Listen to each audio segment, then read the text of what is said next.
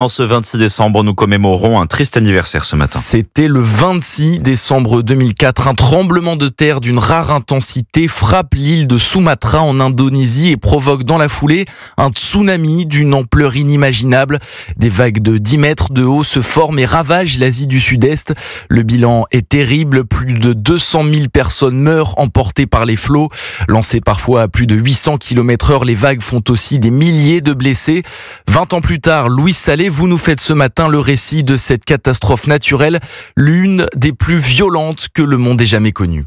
À 7h58 heure locale, les habitants de l'île de Sumatra se réveillent secoués par un violent séisme de magnitude 9,3. Une demi-heure plus tard, deux vagues se succèdent, pénètrent dans les terres jusqu'à 5 km des côtes. Elles emportent tout, maisons, voitures, débris. Les rescapés se réfugient sur des toits ou flottent agrippés à des planches de bois. Plus de 150 000 personnes perdent la vie en Indonésie. Des villages sont carrément rayés de la carte. Mais le cauchemar n'est pas fini car aucun centre d'alerte n'existe alors dans l'océan Indien pour prévenir les autres pays. 2 heures plus tard, en Thaïlande, sur les îles de Phuket et de Koh Phi Phi à 10 heures, des touristes finissent de petit déjeuner dans des hôtels luxueux, les pieds dans l'eau, jusqu'à ce que la mer se retire sur plusieurs centaines de mètres. Un violent courant s'engouffre alors dans les rues, inonde les bungalows et les immeubles.